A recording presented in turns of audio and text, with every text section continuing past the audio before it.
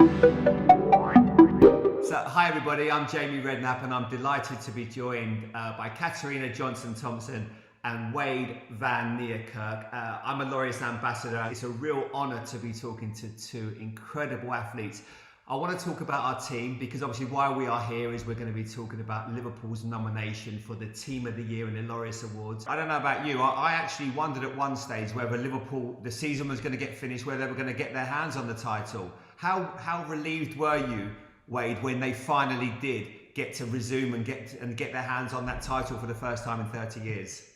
Yeah, it was definitely nerve-wracking. But to be honest with you, I mean, looking at the team's form last year and how great they've been doing, I really had a strong belief that obviously games wouldn't totally be wiped away or called off. So somehow I believe that it would still continue and the guys would get what they deserve. So I'm glad it happened. It was a massive relief. And also being able to experience it myself. I mean, our last title was 30 years ago, and I'm 28 now, so I definitely did not experience that until now. And I mean, it's amazing knowing that I'm getting to experience such an amazing team right now.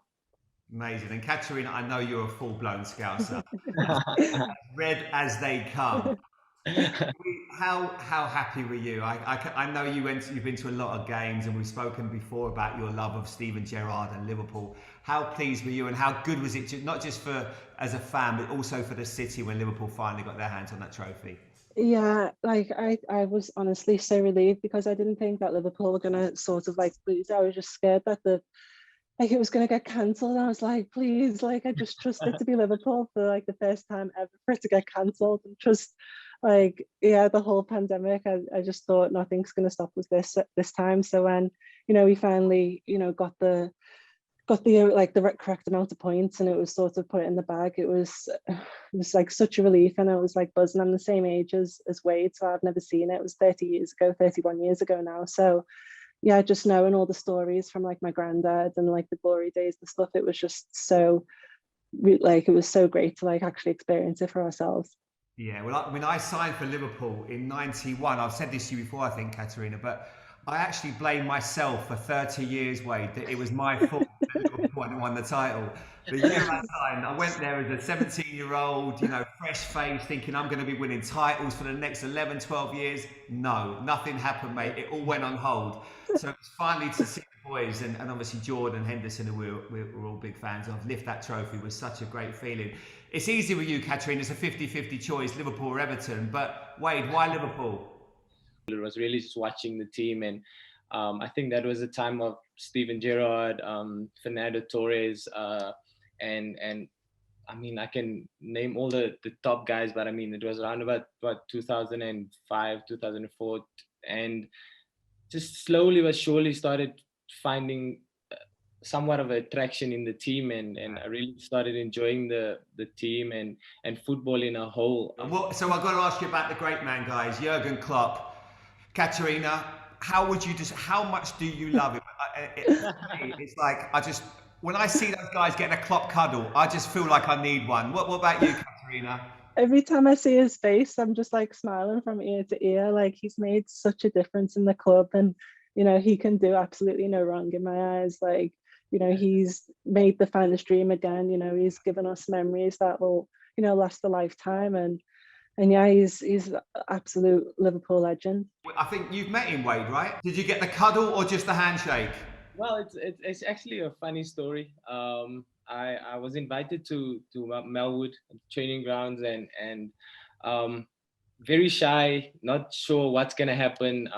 Trying to obviously gradually build into everything, and immediately as we entered, he spotted me and he started walking towards me. But I was like, he's probably gonna pick up the ball close to me or a cone or something. Like, he's definitely not coming to me.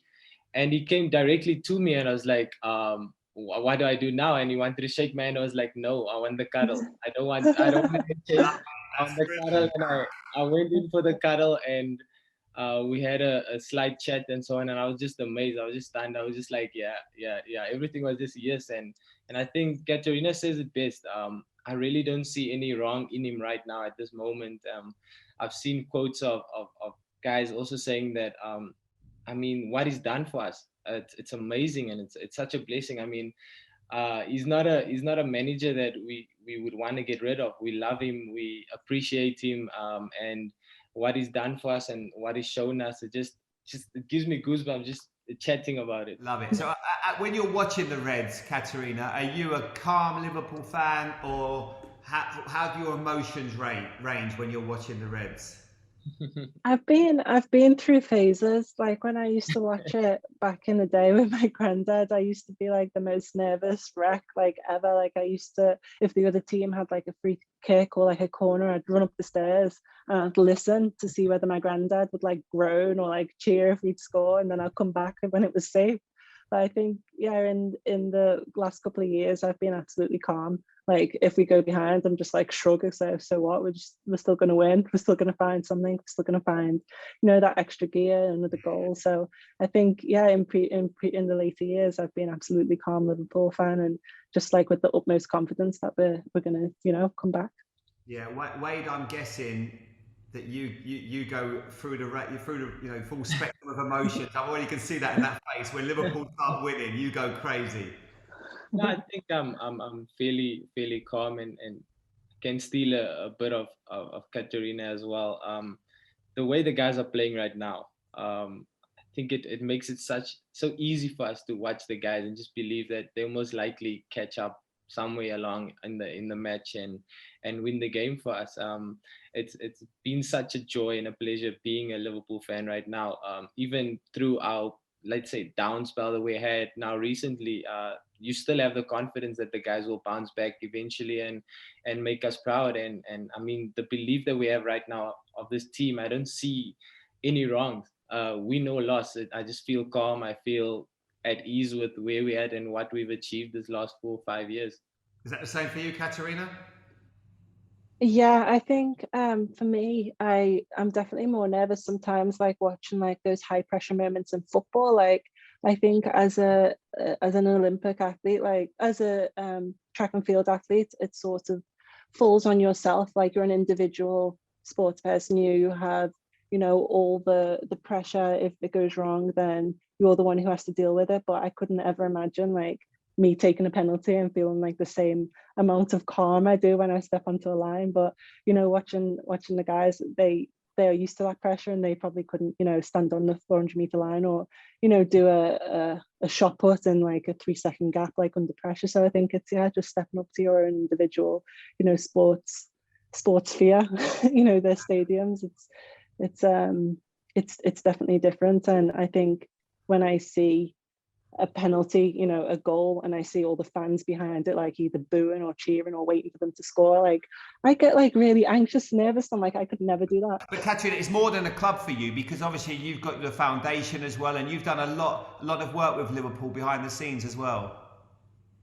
Yeah, I'm so happy that in the last year in 2020, I started working together with the LFC Foundation, and it's such a dream for me to work with a club that I've sort of watched and loved my whole life. And yeah, we set up the foundation to try and help the community and the next generation to come through and have their moments in these sort of arenas. Brilliant. And to give us a little insight into how well, because it's a special club, they go above and beyond. During COVID and these difficult times, all the food banks are getting food out to people. I've heard they've been incredible up there. Yeah, no, definitely. And I think Jordan Henderson is doing some stuff with the NHS as well, and making sure they're all right. So I think it's definitely Liverpool, I think, has always been the way. Like I've always said, I love coming back to the city, and they always look after their own.